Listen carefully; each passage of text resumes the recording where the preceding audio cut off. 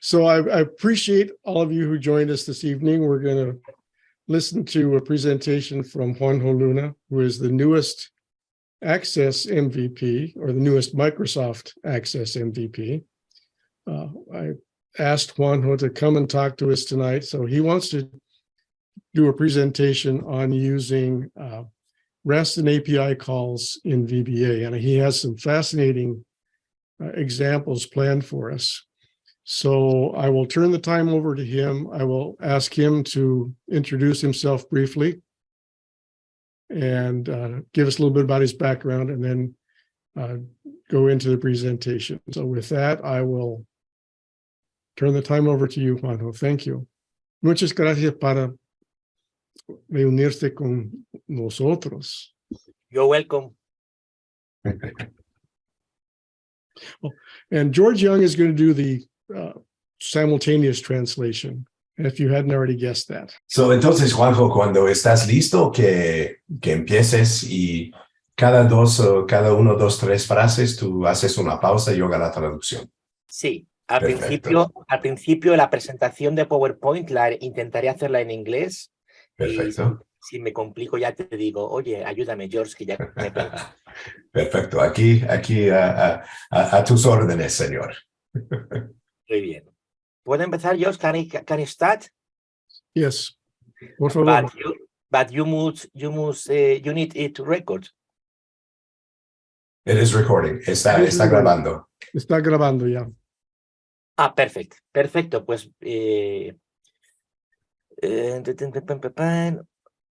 I share next to. Can you see the? Sí. Yep. Perfect. Okay, luego. Welcome to this presentation. I'm Juanjo Luna. I'm Spanish, but for 10 years I live in Austria. I'm Access developer and VBA, president of AccessUserGroups Spain since 2 years. You can also follow me, that you can find me in my YouTube channel Access Total, on my web Juanjo from Lunasoft. I'm married, and I have 8 children. So please, first, an applause for my wife. And George said I'm a MVP since 2 months. Okay. Here can you contact with me, you can have support, and all the things that you can see. I have worked in the last 5 years in a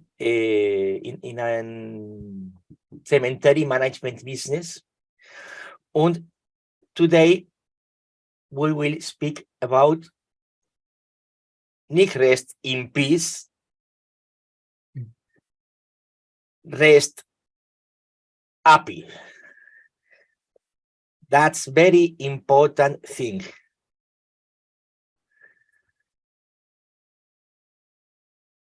What is a REST API? An API, or application programming interface, is a set of rules that define how applications or devices can connect to and communicate with each other. A REST API is an API that conforms to the same principles of REST, of representational state transfer. That's REST. First time is defined by Dr. Roy Fieldings. And how works REST API? You have the documentation in ibm.com, but you have a call with HTTP, and you can read delete, put, unpost. How it works? We are used to connecting our applications directly with the backend through connection strings and SQL calls, so that we have the ability to connect directly to the database and obtain all the data that we need, as well as enter and modify the data we need. But this had a problem, and that is that if we access the data inappropriately, we could corrupt the database. Similarly, we may not be interested in allowing access to our data to third-party providers who might see information they should not they should not have access to. How can we limit and control access to data once we have facilitated the connection to it? Through a REST API. What we do is place between the backend and the client an element that allows to read what the client wants. It calls the server and returns only what we have allowed it to do and the way we have told it can do. In this way, we can facilitate access to read data from a table, but not to modify or add or delete it. We could have also give access to another table, but only to enter data and not to see any data. Most importantly, we prevent direct access to our backend.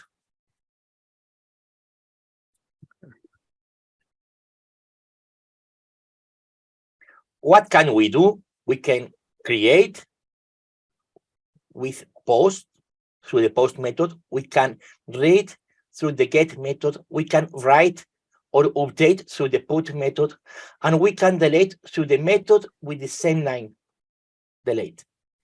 There are other methods, but these are the most commonly used. If you look at the initials of these 4 methods, we get the word CRUD.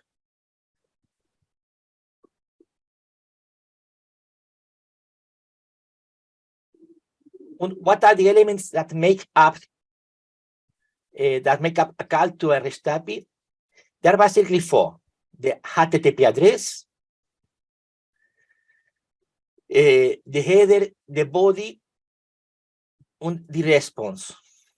The HTTP address usually has the structure from an initial base, followed by a component of that API, for example, customer, product, sales, and thus it ends with a question mark and the necessary parameter.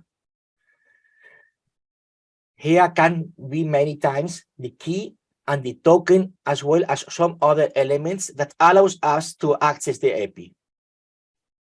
Then we have the header. In it, we will write especially the type of data we are going to obtain and data authentication. For those calls that need it, especially the post and the put, we will use the body, in which we will enter the necessary data to be able to create or edit data. And finally, we will get an answer that has fundamentally 2 important parts. One of them is the status code, which through a standard numbering, we can find out how the calls has worked. And on the other hand, we have the answer in JSON format, where we can extract the data.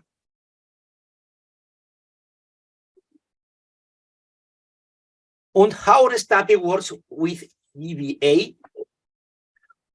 Usually, we need first of all to build the direction, then fill the header, then you need to build a body, as finally pass the response so that our database can understand the data we have received. We can make the call using the MSXML2.server. Right. To read the data and interpret it, we have basically 2 modules already created. The first is the VBA-JSON. The other is the JSON interpreter. There is one more option that allows us is else grouping. A class called VBA-Web. The author of this class is the same as the one who made the VBA-JSON. You can find in GitHub in this address. And now, if you like, let's see several examples of using REST type. From this moment on, George will be much more involved in the translation, so what I can focus well on the example. Moreover, this will allow us repeat that you explained so that you can see more easily and with redundancy the concept explained. It's okay, George? Ready and waiting, Juanjo. Un favor, Sí. despacio. Sorry, it's my No, fault. es para mí, más despacio. Sí, sí. Cierto, es mi fallo siempre hablar muy rápido. Bien. George, 1 second, Juanjo. George, did you think everything was understood from his introduction? Do you want me to summarize it, or should we just go right into the demos? I don't know. Does anybody want?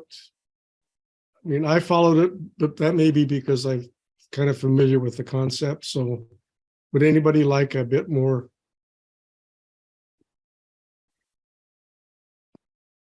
Okay, I guess we're good. Okay, let's go. Bien. Vamos a ver varios ejemplos con varias aplicaciones. We are going to see various examples from various applications. Una será con WooCommerce, que es un complemento de WordPress. So one will be with a WooCommerce, which is an add-in to WordPress.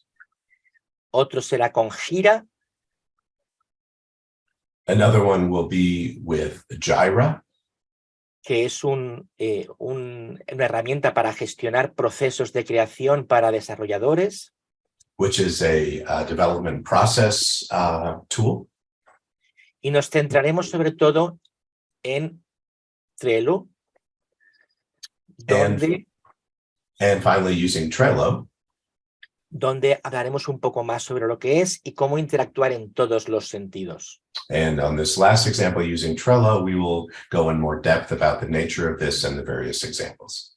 Aprovecharemos estos ejemplos para mostrar todas las interacciones posibles. We will take advantage of these examples to show all the varying types of interactions that we can have using a REST API and Access.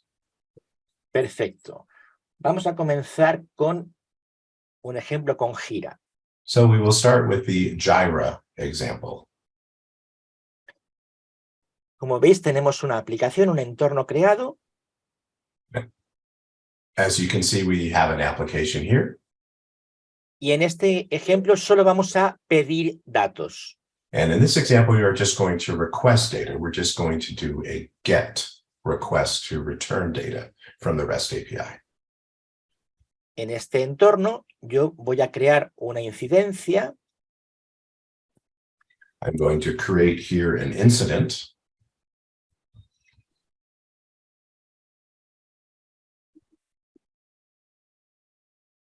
Dentro voy a poner una descripción. I'll put a description in here. Y voy a asignárselo a una persona. And I'm going to assign it to somebody. Hello Pacific, a Juanjo y descripción. Si yo actualizo, If I hit update, aquí tenemos. you can see there it is. The new How it incident. ¿Cómo funciona esto? So how does this work? Lo veremos después. We will see later. But basically, so what he did is he made an entry into a web application, and then in his access form, he requested the data which came into his form using a REST API from the remote source. Voy a abrir otra aplicación. We'll look at another application here.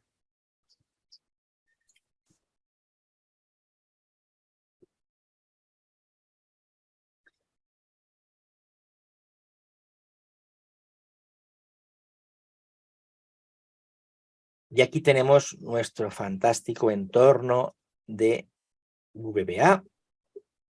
So here we have all of our environment for using REST APIs by way of VBA. Este entorno de funcionamiento que hemos visto para Jira This is what we use for the Jira example. funciona igual a través de el JSON Converter. Hacemos una llamada So we make a call. utilizando el XML HTTP. So here you can see the object that we use to create a REST call. It is the MS XML2 XML HTTP object. So in VBA, notice that we have to call create object to load that object. Lo primero que hacemos es crear una dirección.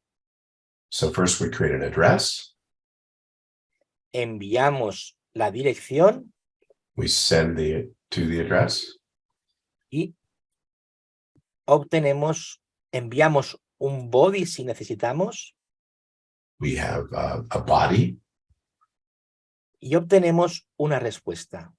And we get an answer to our request, which we then, as you can see, we have a string conversion function for. Como luego lo veremos mejor en Trello, sigo un poco adelante para que veáis otro ejemplo. We will see this in more detail on the Trello example. Vamos a hacer la conexión con WooCommerce. So first, we're going to do it using one of the three options that I presented, and this first one is called WooCommerce. This is the WordPress add-in. Perfecto.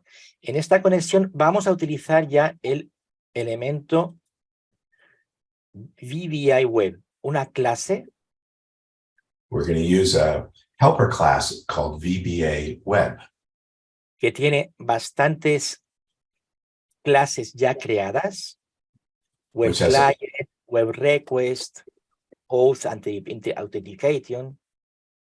And so the VBA helper class that we have has a number of different classes in it, including Web Client, Web Request, Web Response, and OAuth Authenticator for authentication when that's needed.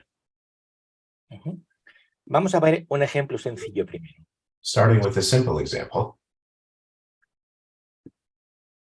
Conectamos. You're going to connect. Y aquí he creado una función llamada conexión con varios elementos. And I have a connection method that I've created to which I pass 4 parameters. Bien. And there you can see my helper method. Lo primero que hacemos es crear la autenticación. So first we have to handle the authentication that's necessary. Y aquí viene el primer truco o el primer trick que yo os recomiendo. So here's the first thing, the first trick, the first tip that I recommend to you. Necesitamos un consumer key, secret, token, muchas contraseñas, muchos datos confidenciales. There's a lot of confidential or secret data in here. Consumer key, consumer secret, a token. Bien, yo os recomiendo no utilizar los datos, no guardar los datos en el código, sino utilizar tablas de soporte. I recommend not hard coding this information in your code, but using a support table in your database where this information is stored. Tenemos esta tabla, una función creada que es cargar parámetros. I have a function called cargar parámetros or load parameters. Que llama a datos de 2 tablas. Which calls loads data from 2 tables. Parámetros y parámetros subdetalles. The parameters table and the parameters subdetails table. Por ejemplo, para WooCommerce. For example, for WooCommerce. El parámetro se llama WooCommerce. Consumer key, el campo texto. WooCommerce, consumer key texto.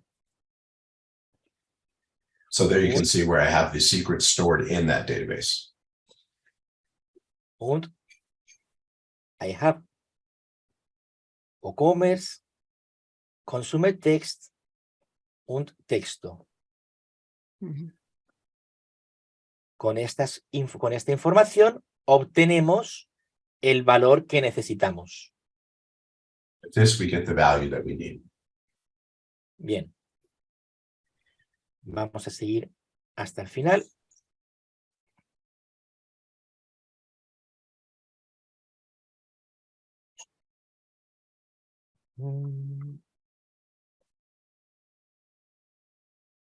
Y de esta manera obtenemos la configuración del consumer key, todos los datos que hemos necesitado. Los tenemos ya pasados sin tenerlo escrito en el texto. So here you can see that I take the result and I apply them to properties on the me object, as you can see here. Bien. Una vez hemos preparado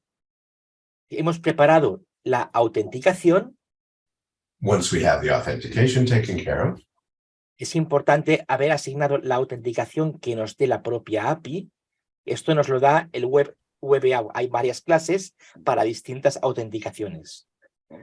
so it's important that we use the correct authentication class and method.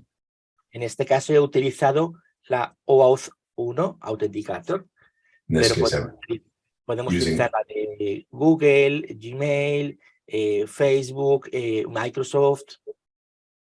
I'm using here the OAuth 1 authenticator. You can also use Google, Microsoft, Facebook, other authentication methods. Perfecto. La siguiente parte es obtener la base de la URL. So then, once we have the authentication taken care of, then we need to create the base URL that will begin to form our request URL. Todas las APIs tienen una dirección inicial que no cambia. All of the APIs that we have in our table have a base URL that never changes. Después de esta parte tenemos un request, una parte, un complemento que da otras opciones. And then we have the request object on which there are properties which allow us to specify various options, such as you can see, request.format is JSON. Esto es lo que llamamos en esta librería, en esta clase, web request. This is all on the Mentira, web request mentira, object. mentira, false. Es resource. Esta es la parte de resource. ¿Vale? A esta dirección le añadimos más cosas, más apéndices. So to this URI or this address, we will now begin appending additional information. Después le añadimos el header, So then we put the header on it. donde decimos el método que va a ser, el formato, distintas opciones. So we identify the request method, if it's a post, a get, a put, a delete, what the request format is. Perfecto. Y después le pasamos el body. And then we put the body on the web request object. Luego veremos que para el resource podemos complicarlo y podemos poner parámetros editables. We can even go further and add editable parameters on that request object. Y esto lo haremos con el URL request, donde podemos sustituir valores. And we can do that with the URL request where we can substitute different values. Bien. Por último, se lo pasaremos todo al elemento que hemos creado, al objeto que vamos a crear para la llamada, al web client. And then finally, we take everything and we package it up and hand it off to the web client. Y obtendremos una respuesta. And we will get a response to our web request. Este elemento nos permite también después analizar esta respuesta con response data. And then using response.data, we can analyze what we get returned. Vamos a ejecutar al final. So we're going to execute this. Y vamos a ver qué ha pasado, si se funciona algo o se bloquea. Aquí estamos. Voy a cerrar y voy a volver a probar. I'm going to close this, get rid of my breakpoints and run it. Aquí está. En este caso, fijaros que yo he hecho una llamada. Here you can see I made a call. He obtenido una respuesta. And I have a response. Y la respuesta le he dicho, imprime este valor. And I said to it, print out this value.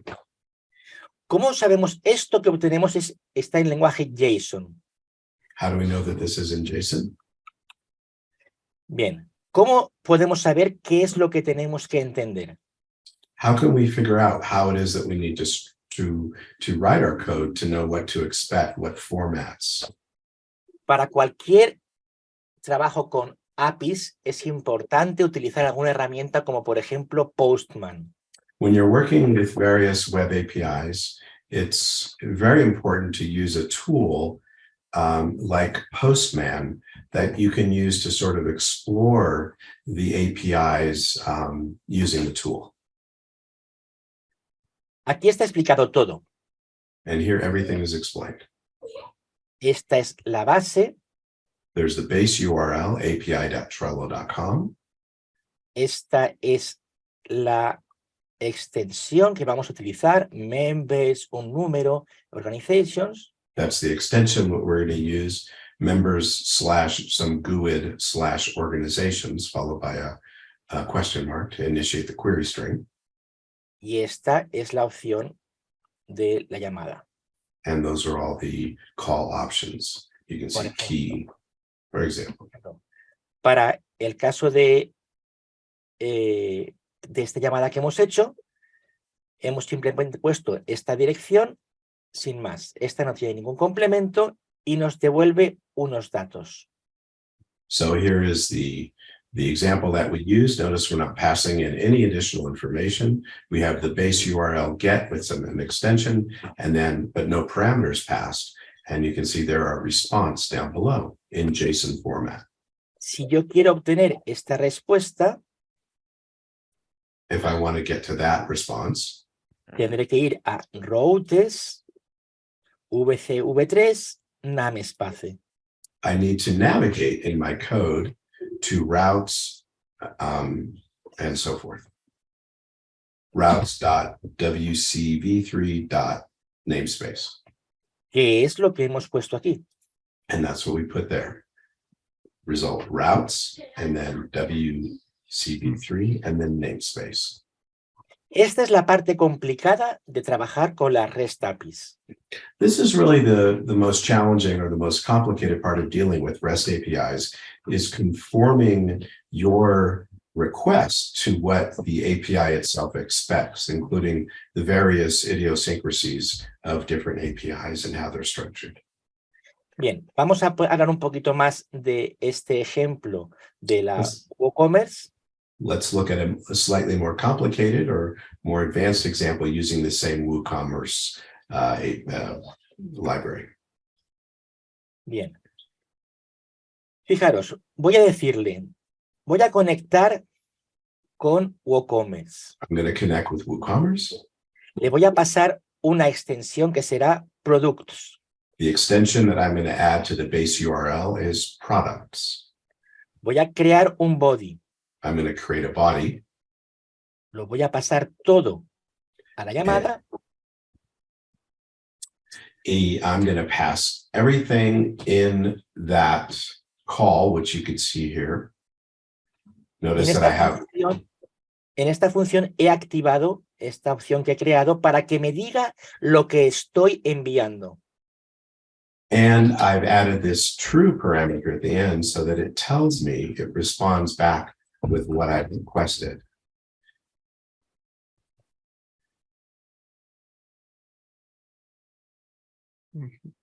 Y aquí lo tenemos. And here you can see the He enviado response. un post.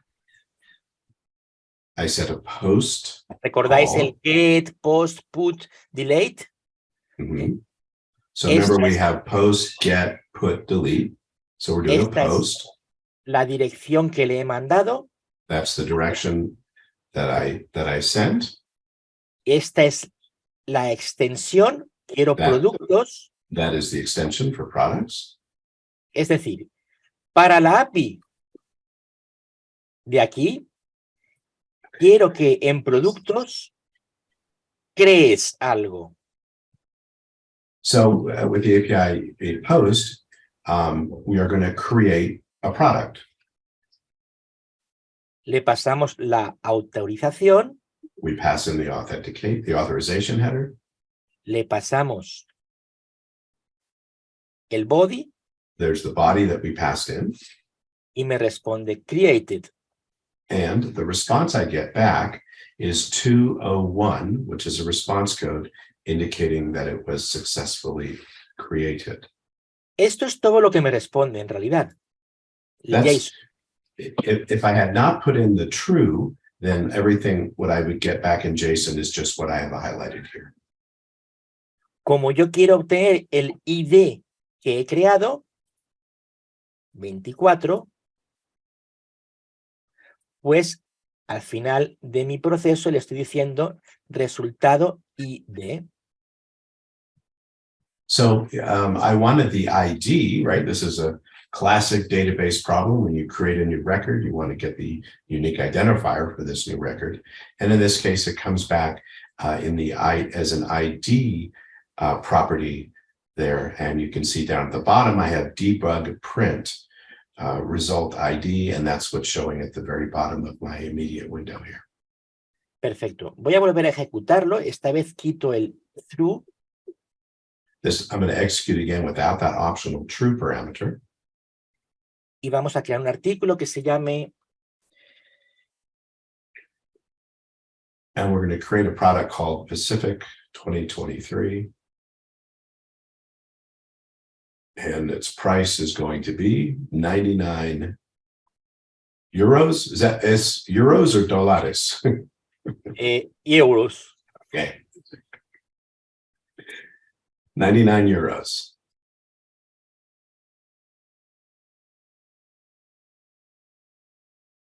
So while he's doing this, let me just say, you'll see that, you're adding basically parameters. So these would be like the fields in your database into which you're putting values.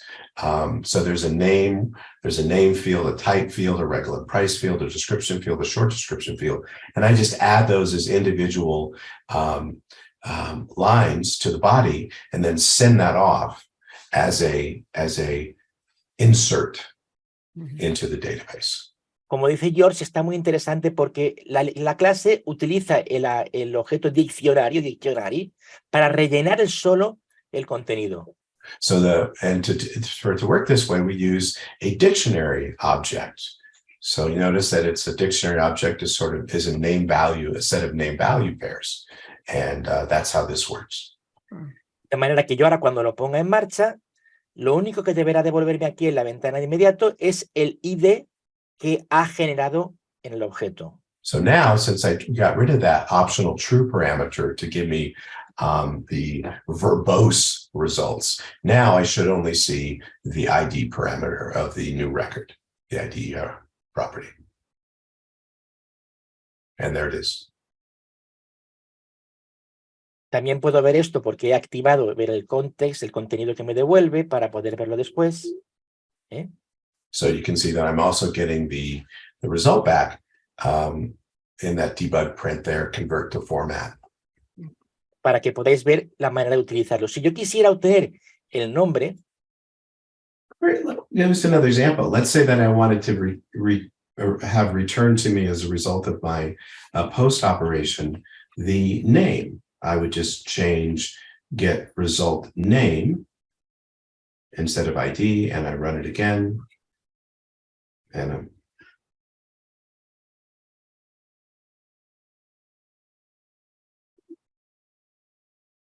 there you can see the new name. Esta es la manera de trabajar con el contenido que devolvemos. So this is how we can query the response that we get back.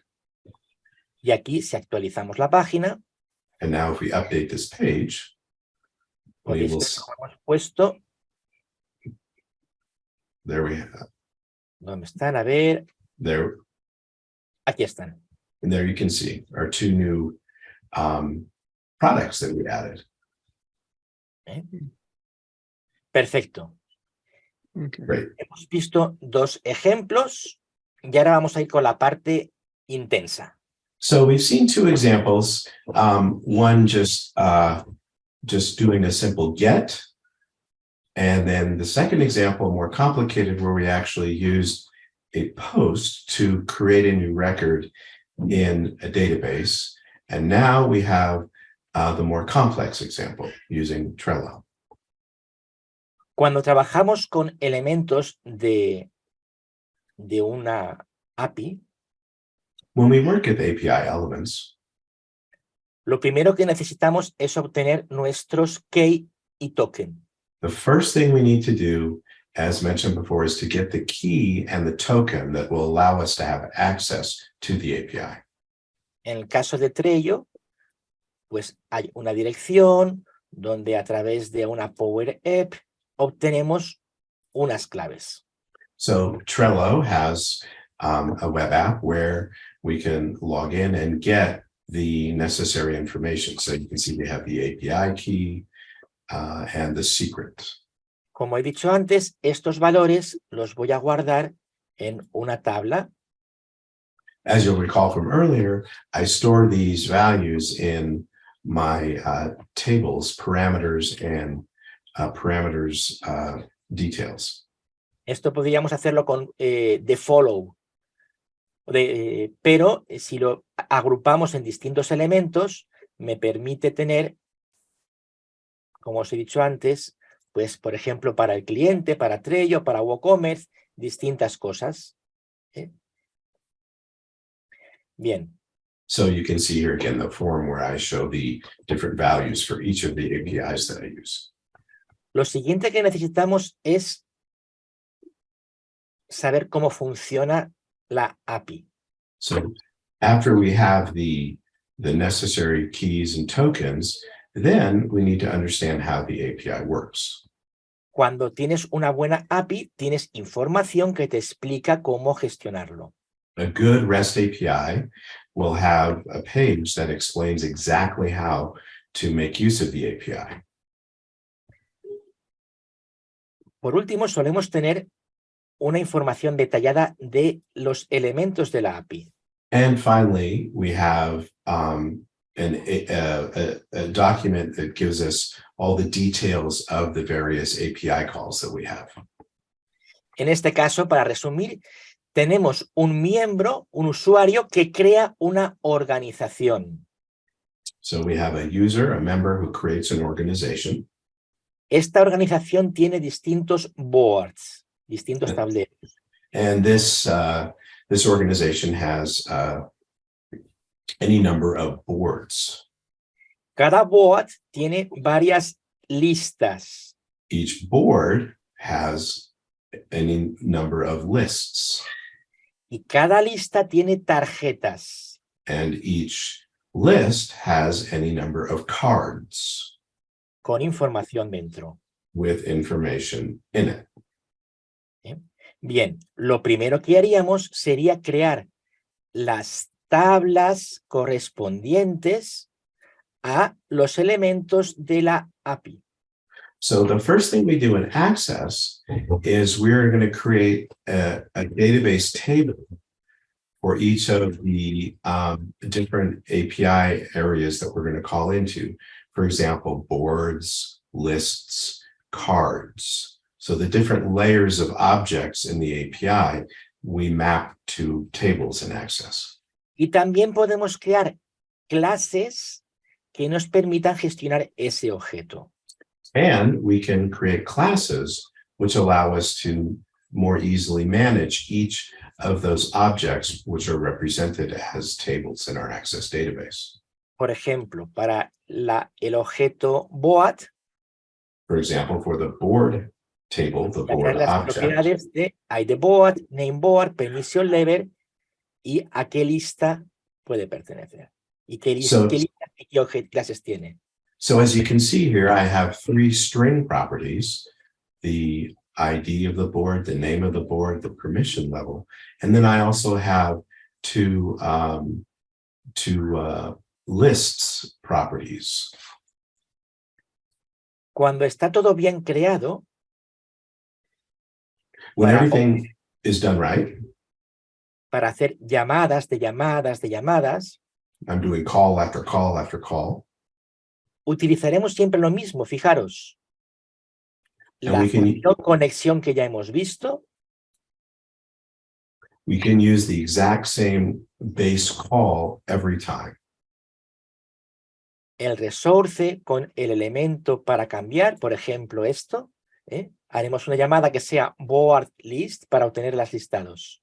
So, for example, in this case, I'm dealing with lists. You'll recall that a board has lists. So my extension is boards/ the ID of the board, and then /lists. And that gives me access to the lists associated with a specific board.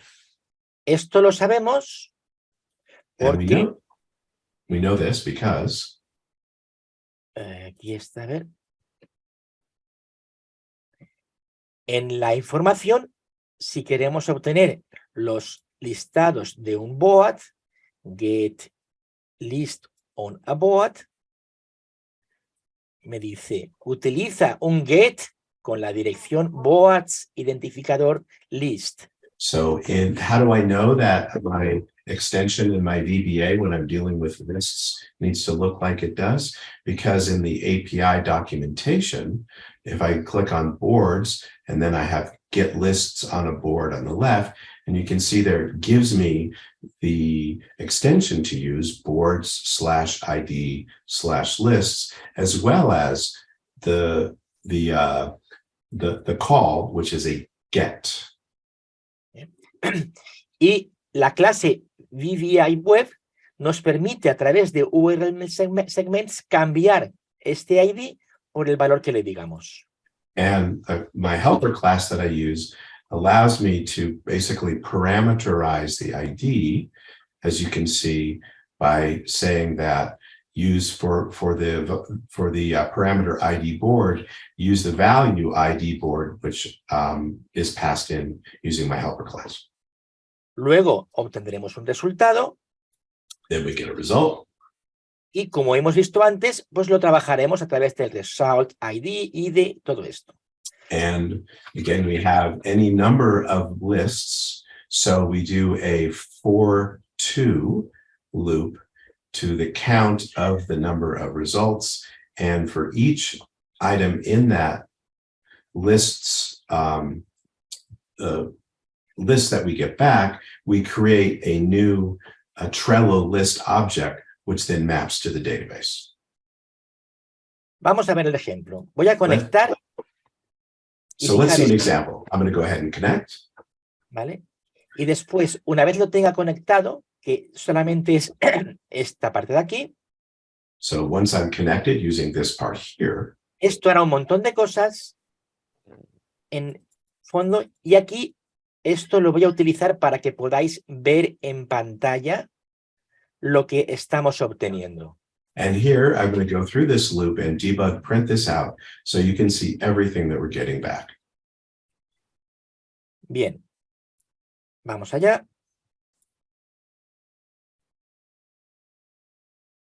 He hecho una conexión. There's my connection. Con dos tableros, con dos boards. A la organización Pacific y dos boards. So those GUIDs there represent the board identifier. And so you can see that the organization is Aud Pacific, and I have 2 boards. Bien. Para verlo más fácil todavía, to see it even more easy, ejecute esto primero y ahora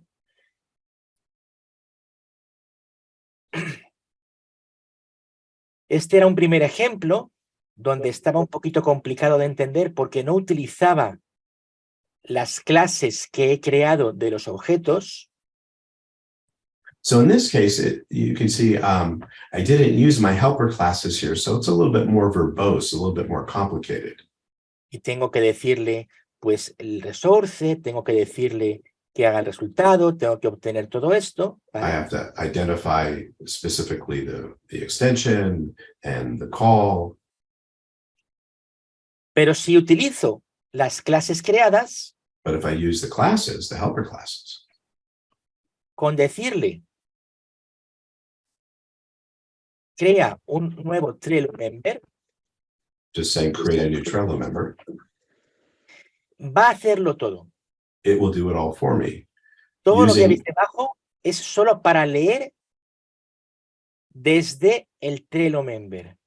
So everything down here, you can see I'm just using Para imprimir en normal. pantalla. Everything down here, I have all that big giant loop just to print out on the screen. But you'll notice that I'm not using any magic strings or anything. This is all just classic VBA object property navigation. So Trello.organizations.id organization, and I'm just string concatenating everything out. He apretado. And there we go. Me ha dicho, ¿tienes una organización? So you have your organization on Pacific. En esa organización tienes dos boards. You have two boards. En ese board tienes dos, uno que se llama Meetings y otro que Yeah, se one. llama Code. You have one board called Meetings. You can see the name and the GUID, and then the second board called Code. En Meetings tienes 3 listas In the Meetings board, you have 3 lists. y en Code tienes 3 listas And in the Code board, you have 3 lists. que se llaman To Do, In Process y The End. They're called To Do, In Process, and The End. Vamos a verlas. Let's take a look at those. Code, To Do, In Process, The End. And here you can see what it looks like visually in the web application for Trello, the 3 lists in that board. Con las tarjetas B, A, cambio 2 nuevo. With BA and change to new. BA, change to new. Fantastic. Esto está bien, pero ¿cómo hago para trabajar con mis datos? This is all nice, but how do I actually work with this data? Bien, vuelvo a ejecutar esta parte de aquí que tengo preparada. Fijaros qué sencillo que es manejar 3 líneas y hago todo. Now I'm going to run this example and with just 3 lines of code. He limpiado Notice mis I've tablas. totally cleaned up my database here. So I have nothing left in those access tables that are mapped to the objects in Voy a Trello. volver a ejecutar esta función. And now I'm going to run a function again. Come back to Access. And you can see there are the 2 boards. There are the 4 cards. And there are 6 lists. Si esto lo vemos ya en modo bonito, en modo interesante para trabajar con cliente, We can look at this in a nicer looking user interface. And here you can see I have a view, a nested tree view of what those objects that we just created look like. And if I click on, for example, that item, that card, you can see even I have the card data.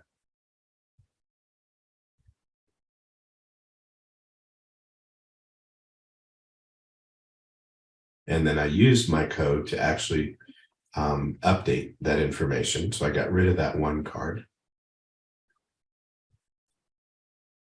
veis que ya no está y ya no está.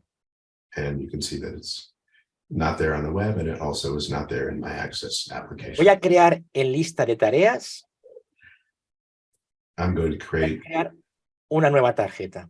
I'm going to create a new card.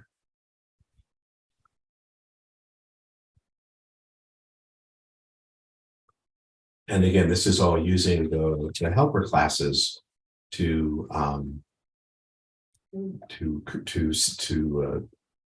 create and send the REST API call.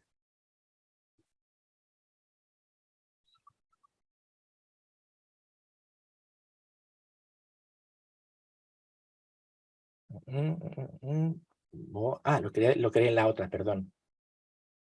I created it in the other board. Meetings. Meetings, lista de tareas, hello, AccessUserGroups.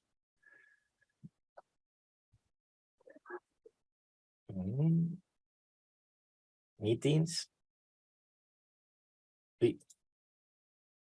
Sorry. And there is the new card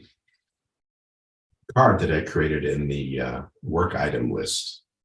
Voy a mover listado de tareas a en proceso.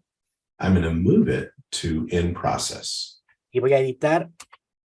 And I'm going to edit the title here in the web application and the description.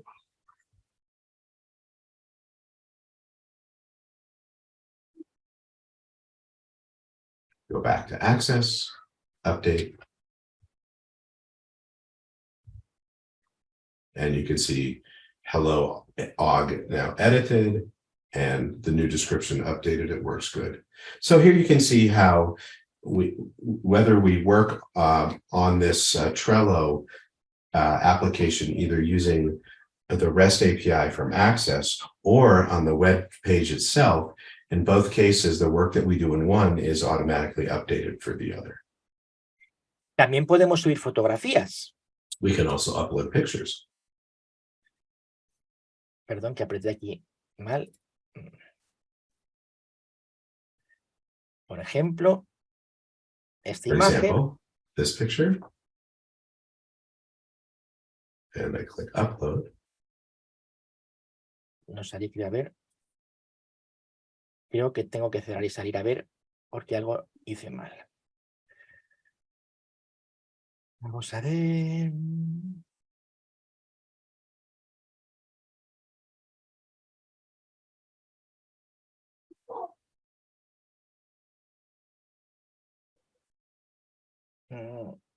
El nombre de la fila, claro. I have to, oh, of course, I have to give it a file name for what I want it to be uploaded.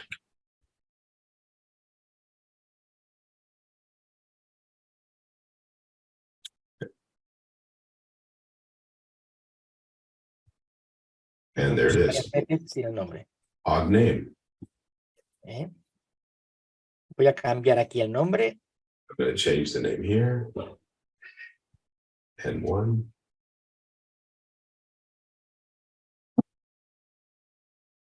And 2.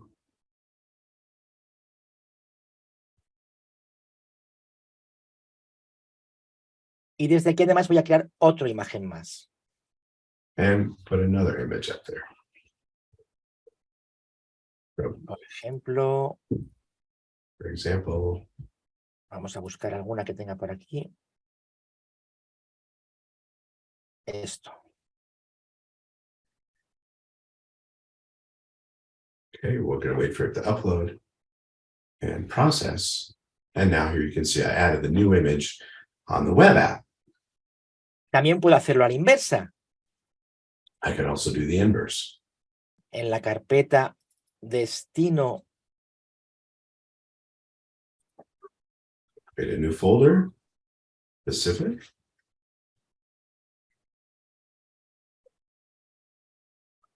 And now I want to download that picture locally. Ahora, a ver. Voy a abrir otra vez. Aquí. Okay. Now, and there's my folder. Y aquí están las imágenes. And there are the pictures that were downloaded, including that screen capture. Si os fijáis, esto incluso nos permite poder ir directamente a la página web. I also have a link, as you'll notice, in my access form that will take me straight to the web page for that ¿Por qué es object. importante todo esto? Porque acabamos de tener... Sorry. Sorry, Juanjo.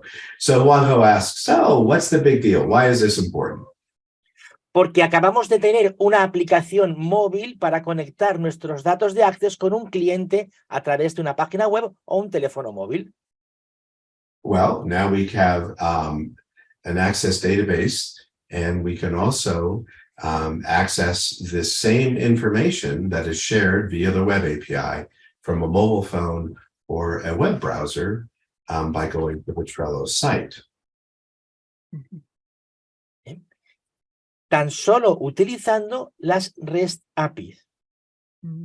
By just making use of REST APIs in Access. ¿Habéis oído hablar de una inteligencia artificial llamada Chat OpenAI muy interesante que está de moda? So maybe you've heard of this very popular open API called ChatGPT. Seguro que la habéis visto en las noticias, que va a revolucionar el mundo, que cambia todo el tema. You've heard that it's going to change the world. Perfecto, pues tan solo tenemos que acudir a su API.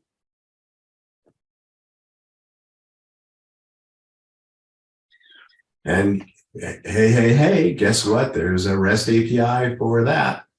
And now I'm going to show you what that looks like in Access.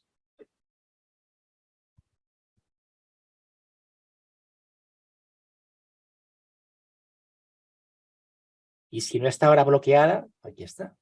So what I did here, as you can see, is that within an Access application, using the REST API helper classes that we saw in the previous examples, I'm now actually interacting with a artificial intelligence chat application that responds to questions.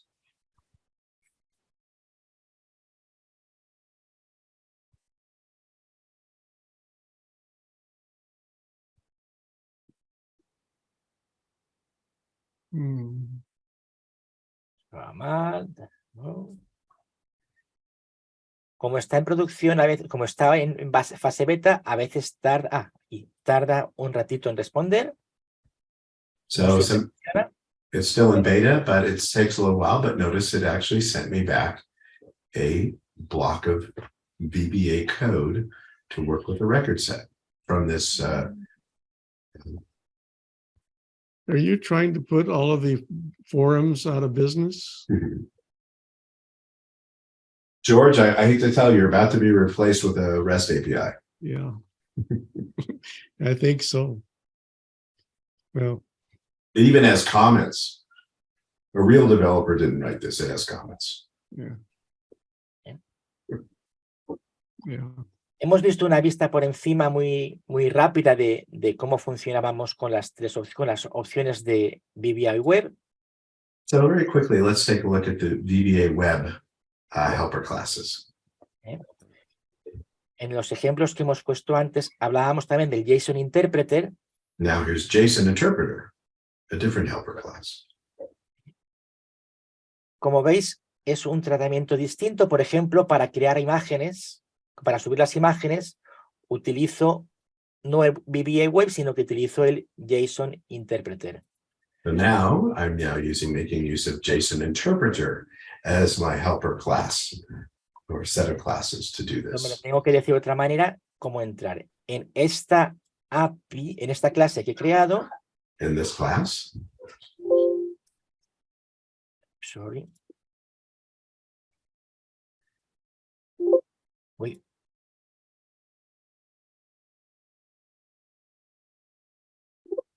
Porque estoy directamente a la clase, perdón. CLS 2000, aquí. Para poder usar la llamada. Here's what this helper class looks like. Utilizamos el método que ya os he dicho, el MSXLM. We use the XML HTTP MSXML2 HTTP object version 6. Y creamos manualmente el header, enviamos el body que hemos creado previamente y obtenemos una respuesta con un .json, el interpreter. And here we create everything and we ask for the request object and we make use of a JSON interpreter. Es decir, obtenemos datos, llamada y luego con JSON interpreter analizamos los datos. And we use the JSON interpreter to analyze the data, the response text. Es la única diferencia. That's the difference between the VBA helper class and the JSON interpreter helper class. Es interesante que esta función It's interesting that this function, vamos a ver si lo tengo aquí. Aquí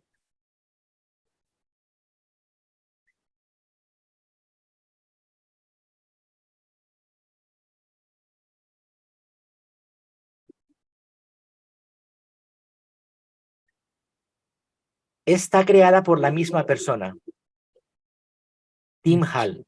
so it's interesting that VBA-Web and VBA-JSON are created by the same person. Actualmente, estuve viendo ayer que Tim Hall trabaja para Postman. It's my understanding that Tim Hall works for Postman, which is the tool that we initially used, as you recall, to play around with the APIs. Okay. Toda la información para trabajar con estas clases las tenéis en la propia GitHub. And all the information you need to play around with the classes is there in that GitHub. Okay. Bien, la intención de esta charla un poco, como podéis ver, era un poco presentaros la introducción, introducir cómo trabajar con estos dos elementos, o bien con el XML HTTP, que os pasaré el código que tenéis aquí para ver cómo conectar, o bien con el Web Hat, el VBA-Web, también cómo conectar con él. So here, what I was intending to show you was interacting directly with the XML2 HTTP object to make calls to the REST API, or to work with the VBA-Web helper classes, which you can see here how they work. Yo creo que ya lo mejor es, podéis contactar conmigo, como os dije antes, a través de cualquiera de estos medios. You can contact me via any one of these methods here. Will any of this be available as a download somewhere? ¿Se puede? Sí, yo os pasaré,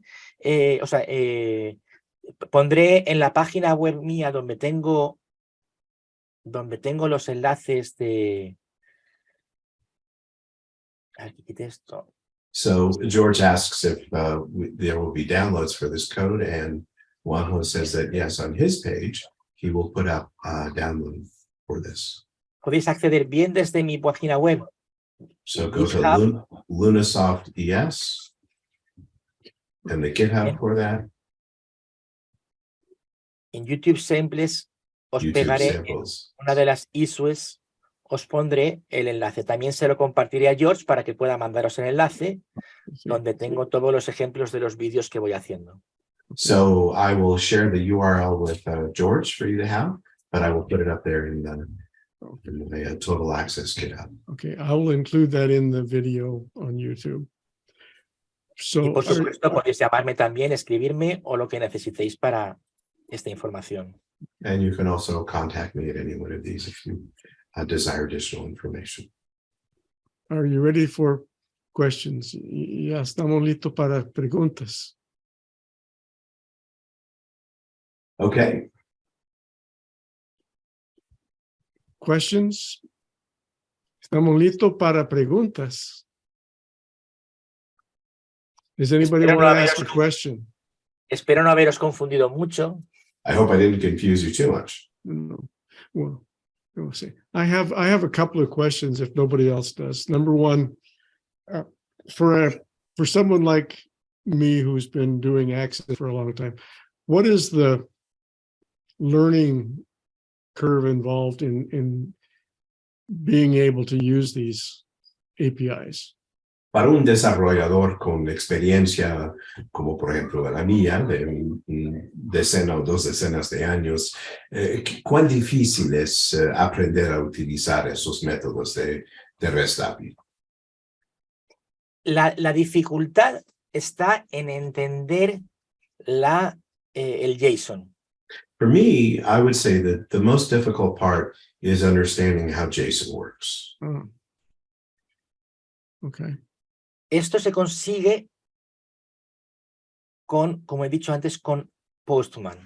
And the way to really get comfortable with JSON is using Postman.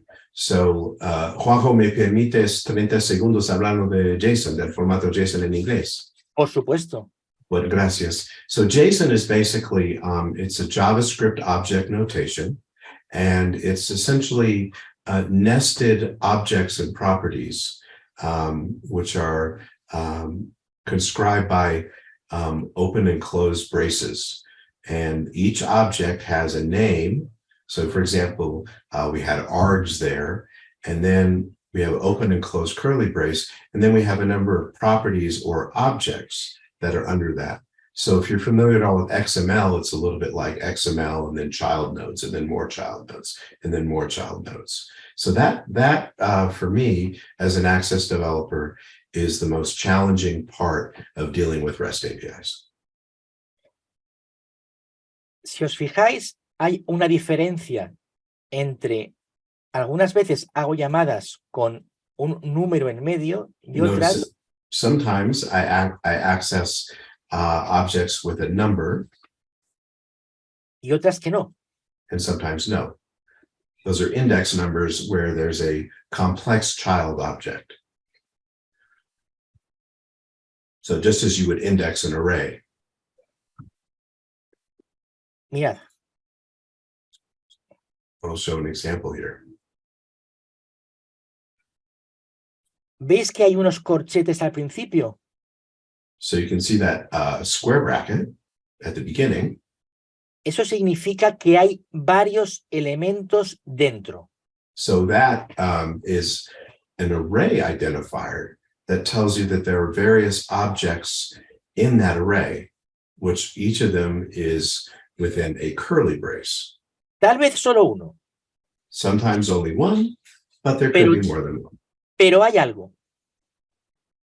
Entonces hay que decirle que queremos ver el primero, el segundo, el tercero o el cuarto. So hence we have to iterate over the lists of potential objects in our result. Es decir, fijaros aquí lo que estamos haciendo. So for example, you can see here. Para este ejemplo, le digo que quiero ver el board 1 o el board 2. 1 y 2. Vamos a ponerlo esto en marcha para que lo vea rápido. Perdón, ya para aquí. So you can see that in this case, I have a loop, a for loop, a for next loop. And notice that I say for organizations from 1 to the count of organizations. So for first, the number of boards, and then for each organization, I then go through the list. Le digo que me diga cuántos elementos tiene, sé que tiene 2. Y empezamos con el número 1. Start with 1. Para el 1. Imprime. And debug print, and there it shows up. And now because there's another board, it goes loop again, gets the second one. Now it's reached the end of the number of JSON objects. Then it's going to exit the loop. Esta es la parte que a mí más me ha costado entender. This is the part that was hardest for me to understand. Cuando eres capaz de entender cómo leer un JSON. When it clicks for you how to handle JSON. Y cuando eres capaz de generar esta llamada. And when you can create the call. No hay ninguna complicación. It's really not complicated at all. The VBA code itself is not difficult. It's more conceptual. Efectivamente, lo que ha dicho George es cierto. Yes. Cualquier ejemplo que veáis, y ya cuando ya está procesado, es siempre lo mismo. La parte compleja es entender, leer los procesos. So you can see that here, the greatest amount of code here is just dealing with the nested objects in the JSON that's returned. So Cuando lo entiendes, mirad esta opción, dar a borrar un card. once you understand it, look, to delete a card. Quiero borrar este ID card, esta es la extensión y esta es la llamada. Once you understand that, oh, I want to delete the card, it has an ID of that GUID. I just create the resource, add a segment to the URL, and then I just have that same call. Queremos crear una card. Perfecto. When I create a card, okay. Ese es el recurso. There's the resource. El body. There's the body, again, creating this contains all of the fields for that object. Fijaros la ventaja de utilizar VBA-Web. You can see the advantage of VBA-Web.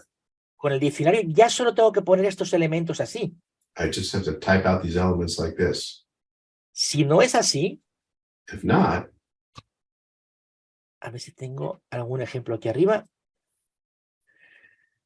Let me find the same example using the JSON Converter.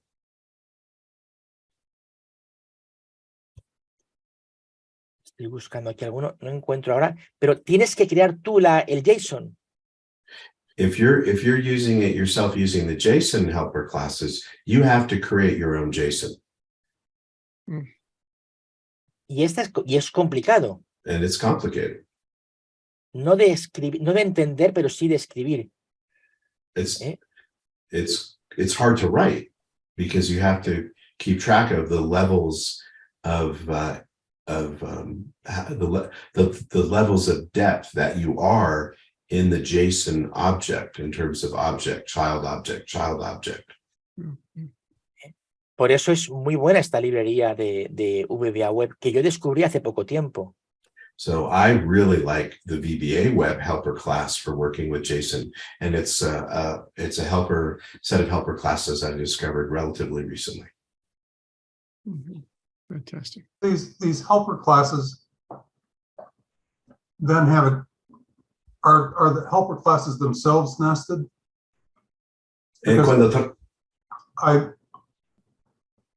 Go ahead, Eric. I understand. I missed sort of a step there. Are the helper classes also nested? I mean, in other words, are you creating data structures to be able to have a collection to generate a count for? Do you have a collection property, for example?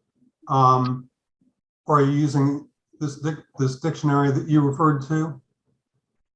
Or I say you, but are the helper classes using a dictionary or a collection to mirror the nesting of the JSON objects? Thank you, Eric. Juanjo pregunta que si los niveles del objeto JSON, ¿cómo se reflejan en el VBA-Web? ¿Cómo ves, por ejemplo, organization, boards, list? ¿Cómo trabajas con esto? En el ejemplo que hemos puesto del Trello, que llamábamos a la organización lo primero. So, for example, in the Trello example, we first call the organization. Cuando yo obtengo la respuesta, when I have the response, lo primero que hago aquí tenemos la clase, donde tenemos solamente el miembro y un grupo de organizaciones. So here in the class, you can see I just have 2 private members. Y en el evento de inicialice la clase, when I initialize the class, limpio todo y obtengo los datos de organizaciones. I clean everything and I get the organization data. Esta es la llamada. There's the call. A esta llamada, lo que hacemos es, voy a ponerme aquí. So in this call, voy a poner en marcha el proceso para que empiece la clase y pararemos aquí. I'm gonna start this and end where we create where we get the result back. A ver que abra el elemento.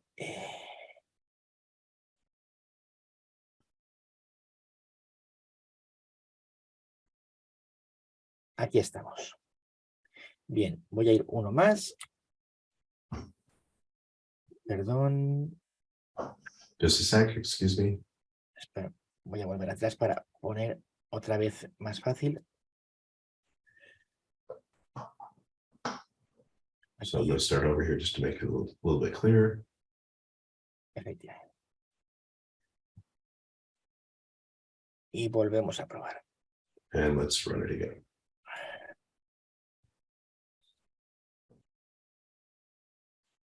Bien.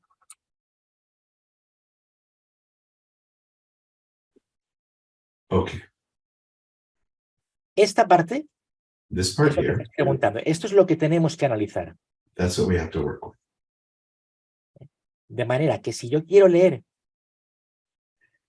el ID, I want to read the ID. tendré que poner, si no me equivoco, a ver, ¿dónde está aquí el texto? El resultado. Result. 1, porque tengo un elemento que me dice que hay varios.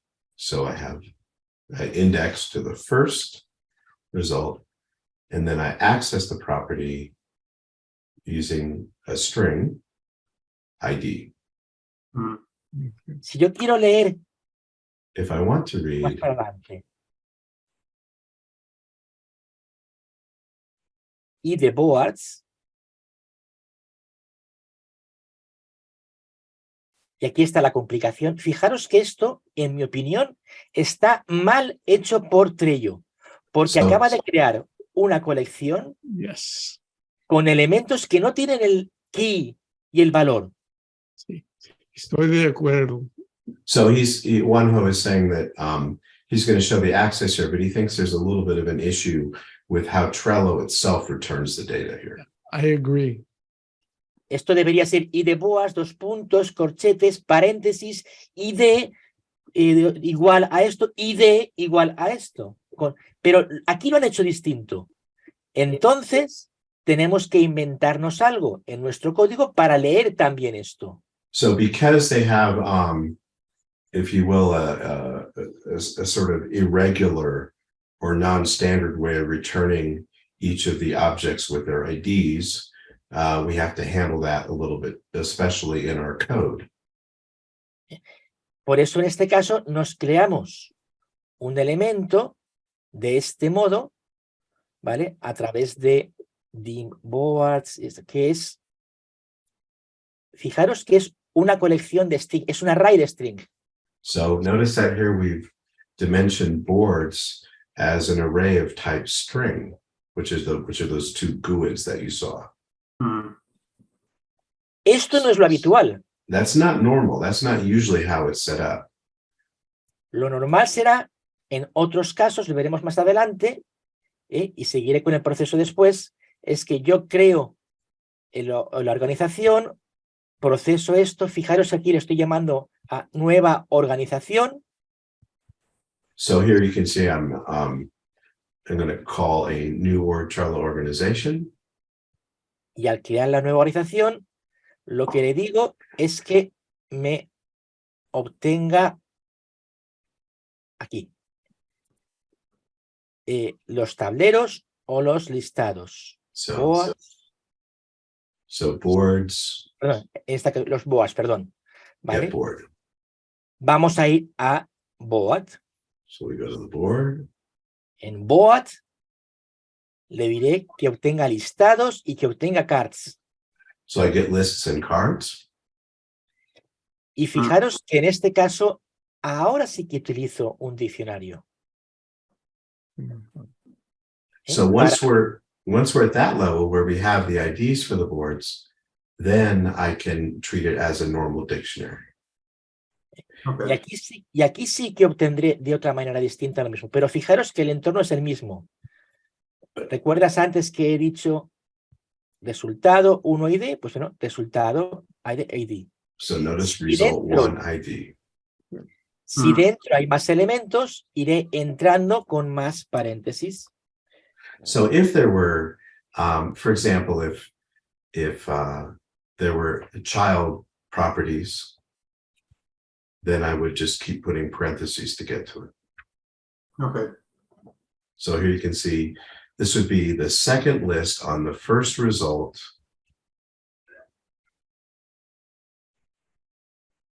Es un ejemplo que no va a funcionar porque es falso, pero I'm making this up. This is an actual thing in the JSON, but you can see here how that navigation works. And in this case, I can use dictionaries. Outstanding. Okay. Yes. Can I just make a comment? When I did the presentation on the Google Books API for the Denver group a couple of months ago, I ran into exactly the same problem with malformed JSON. So it makes me feel really good to see that that's not the only, that there's a way to solve that, which is great. Yeah, the beauty of JSON is that it's free form. The ugliness of JSON is that it's free form. Por eso yo lo que hago es que siempre trabajo primero para ver que funciona, trabajo primero con Postman. Sí. Yeah, so what I always do, and I highly recommend this, is when I first have an API or a set of APIs that I want to work with, I fire up Postman and I just explore it. And, any irregularities that I find there, I know that I'm going to have to somehow compensate for that in my code. Yeah. Veo que funciona, leo el código. Look at the output. Y entonces empiezo a buscar. Pues And para now, buscar este valor, tengo que irme previamente a esta parte. Pero mira, corchete, ya sé que tengo que poner primero un bucle. So you can see here that I had a square bracket, so I know that there's a collection of objects in my result. And I just sort of forensically analyze the JSON result and then figure out how to go from there. Pero Juanjo, normalmente si está un JSON bien formatado sin cosas extrañas, sí, normalmente trabajas con ello utilizando colecciones.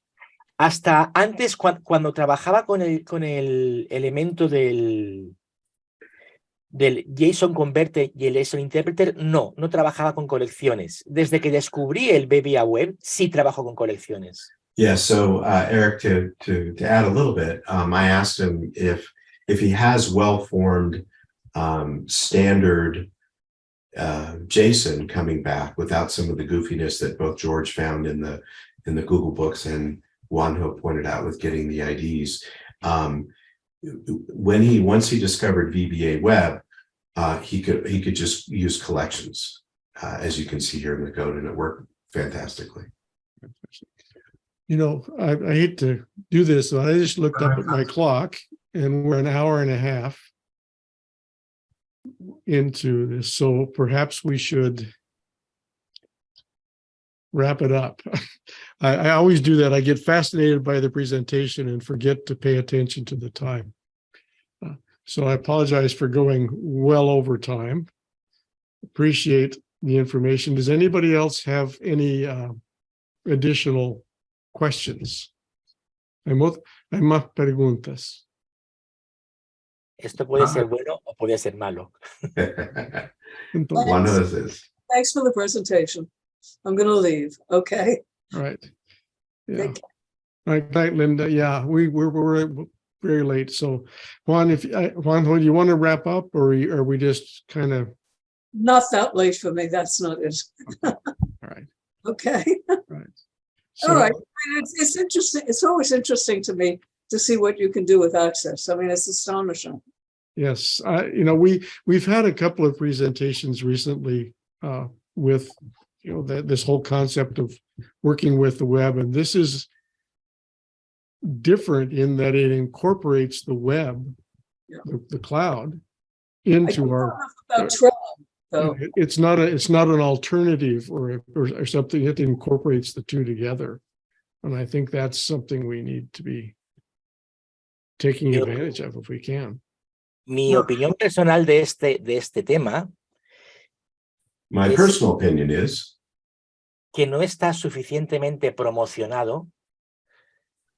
that it's not sufficiently promoted and publicized that we have these capabilities in Access.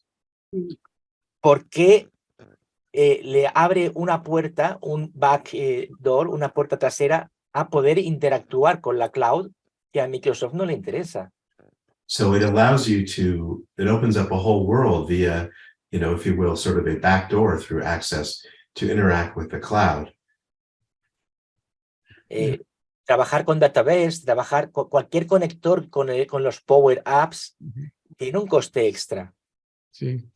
Yeah, it's basically a free way of interacting with massive libraries of APIs and data that are available on the web, but are natively available to access without a little bit of code, which is what I was showing you today. Yeah, the implications for integration, that you say the cloud, but dynamically with anything that has published a REST API is profound. Yeah.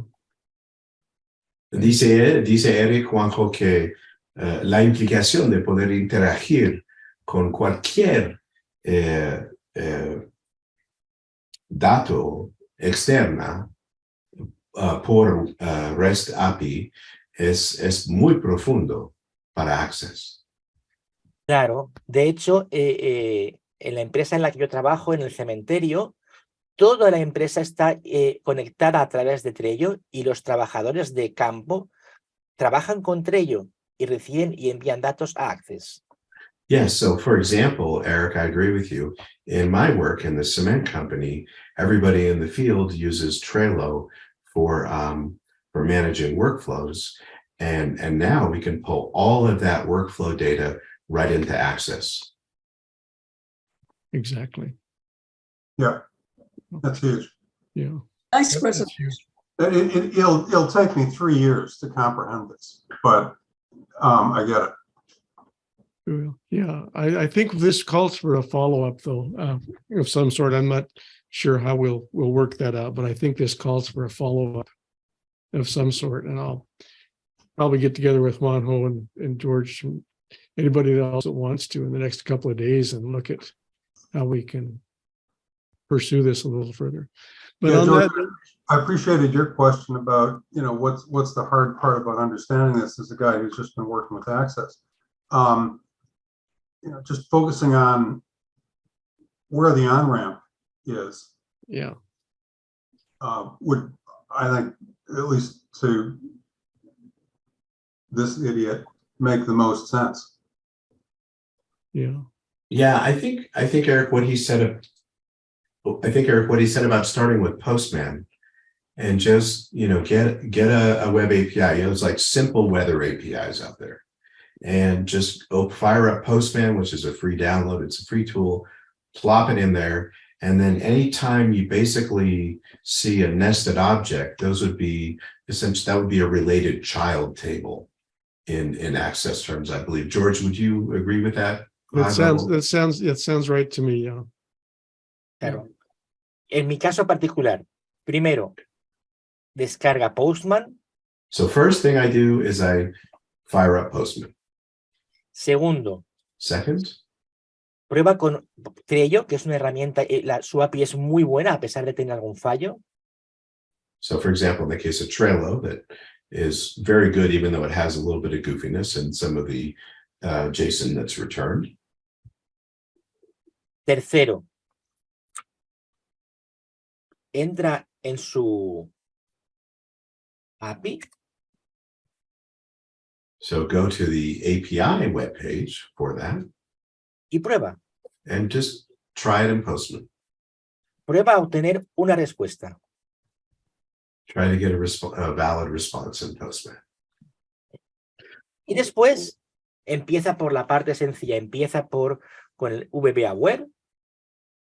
I would recommend starting with VBA-Web as your helper class. Y pruebas a obtener pequeños códigos. And just try to get little simple pieces of data. How do I get the ID? En la For ventana de example, inmediato. in your immediate window. Como puedes ver en mis ejemplos, As Lo you can see in primero- my examples, lo primero que hago siempre es trabajar en el ventana de inmediato. as you can see, the first thing I do when I'm first accessing an API, as you can see from my examples, is I debug out to the immediate window. Pero lo que preguntas es una pregunta muy interesante porque de hecho mi último proyecto en el que más fuerte estoy es en reunirme con empresas para enseñarles a sus trabajadores a implementar esto. So it's interesting your question, because one of the things I've been doing lately is to meet with companies to show them how to integrate this way. Cuando haces solo una conexión y la entiendes, ya puedes hacer todas las que quieras. So the trick is just get over that get on that on-ramp, which is basically getting your connection created and then getting that result set back. And then once you've mastered that, along with the nature of how JSON nests its data, you're off and running. Yeah, Once that's the thing though. My training is not in computer science. I'm a JD MBA. I'm an autodidact. I've taught this stuff to myself. So when I look at this is more a learning process than anything. It's really just understanding what I don't know. Yeah. As someone who has no formal training in computer science, but who is, I'm highly educated in other fields.